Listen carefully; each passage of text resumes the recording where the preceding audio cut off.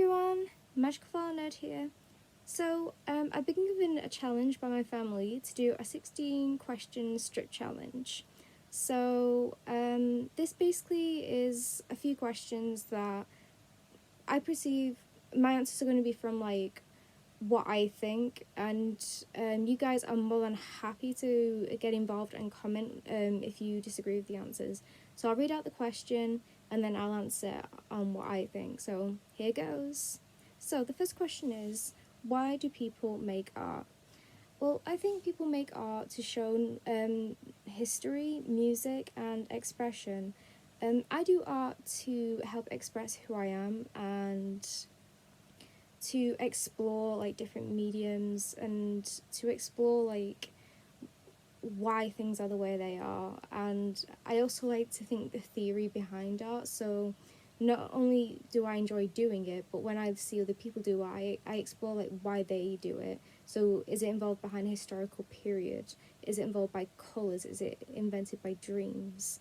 I think art is always a brilliant way to show off messages and expression and show people who you are. I think that's a great way to show why people do art.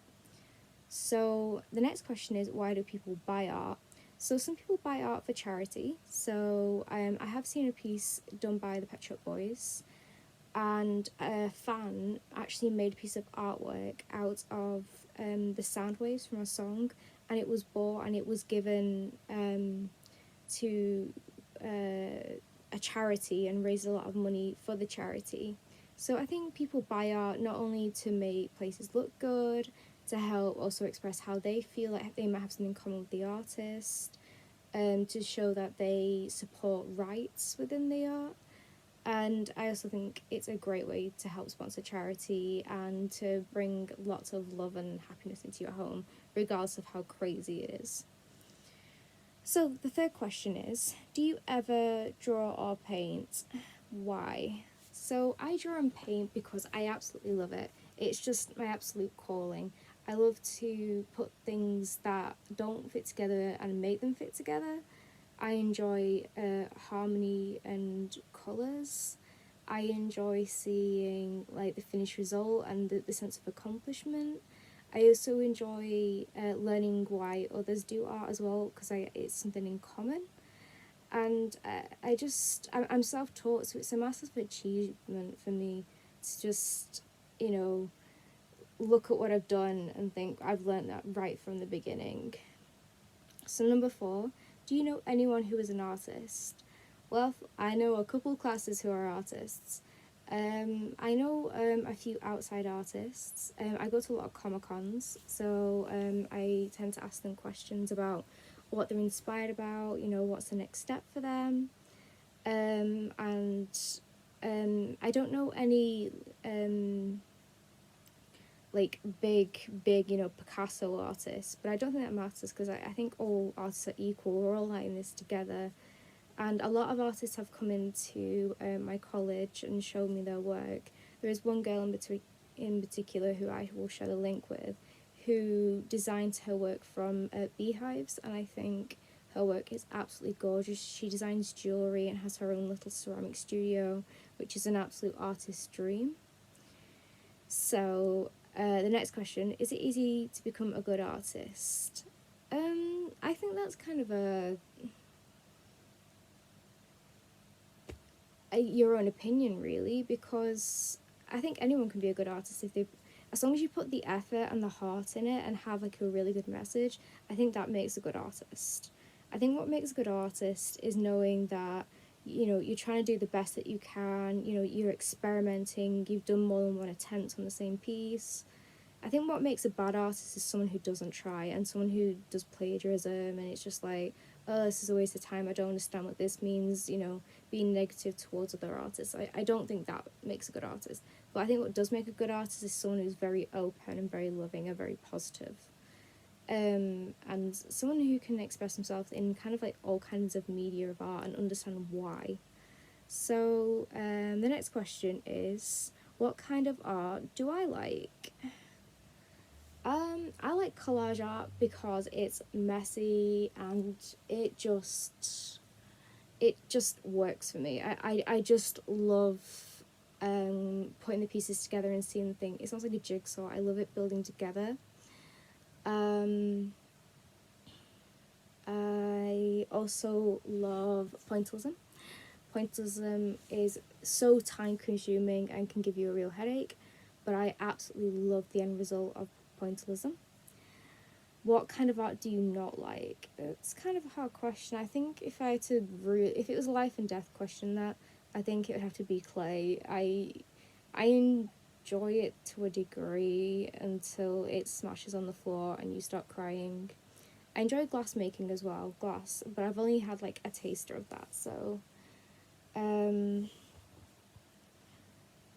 why do children like to draw so much? I think children like to draw so much because it helps them express themselves. It express like what kind of personality they're going to have as they grow up. I think it's a good way of showing, what kind of colours and materials can do to make them happy.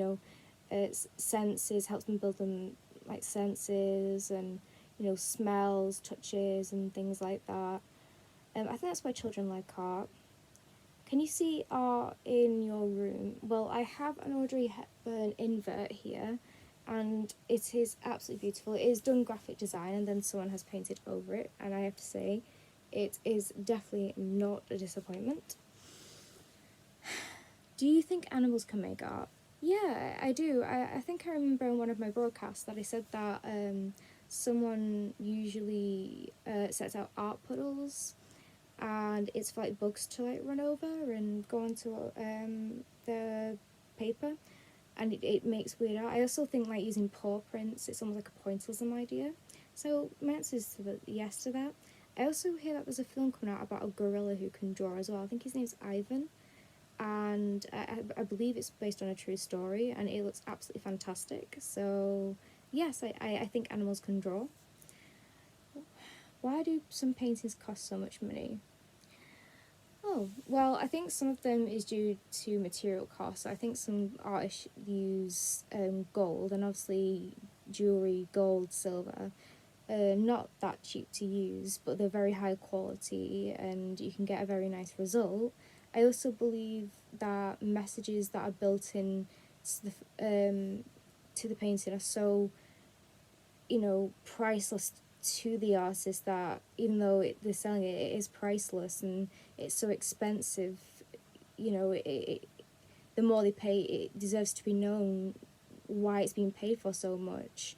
It can be about poverty, equal with genders, sexuality, things like that. I think a lot of it has to do with ethics. Describe a painting or picture that you have in your home. Ooh. Okay, I have an abstract lady here. She's doing this. She has very warm colours. She has gold, orange, brown, a few blues to put some shadow in there. Her lips are like this. Her eyes are closed and there are patterns in it. I think she's on my Instagram and she is one of my favourite pictures. How do you feel when you draw or paint a picture? I feel very like in the zone when I do it. So when I'm doing it, I don't actually have any recollection of time. So when I'm painting, it can start at 7 and I'll finish and it's 3 o'clock in the morning. And it's just like I'm in the zone and it makes me feel so much better. I have like mental health issues, so when I'm like really, really sad, art is like one of the best ways to get me out. So painting and collage, I start doing it and literally the bubble opens and I go in and nothing can touch me in that bubble. And I feel so relaxed. It's so therapeutic. I love my theory and my feelings coming down on the paper. It makes me feel so fantastic. Getting a colour scheme, getting textures, tones, getting it all in there. And I feel great when I'm painting. When was the last time you drew a picture? About 2 hours ago. How was art different hundreds of years ago? Okay, so I'd say the Industrial Revolution on this one. It's probably because it's one of the easiest I can think of in my head.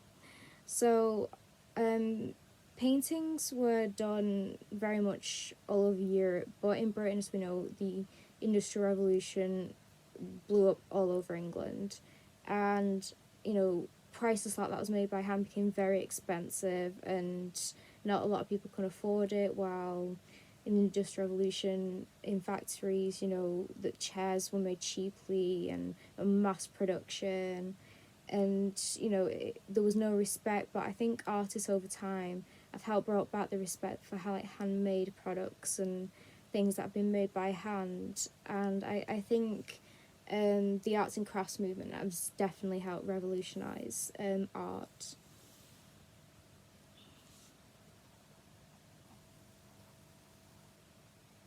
Which part of my family do I think can draw well? Well, I know my uncle was really good at art in school, so I know he draws well, and my brother can draw well as well. But my family aren't very artsy. However, saying that, my grandma goes to a group, and she could struggle to draw at first, but as she's been going over the years, her paintings are absolutely phenomenal. Like, they belong in a gallery. Please remind me to show you some. I think, my family have come together, especially through art, through discussion. I mean, my mum doesn't find it that interesting, but she's had to be involved with art because, obviously, being an author, she's had to be in contact with artists to design her book cover and her chapter covers. So I think everyone in my family, in fairness, have good experiences with art or can draw, but not being biased, but I think I can draw for my family. So that's my Q&As done for today. If anybody has any further questions or anything funny to ask me, just drop a comment below. Please be clean and sensible. Lottie loves you, baby. See you later. Stay safe.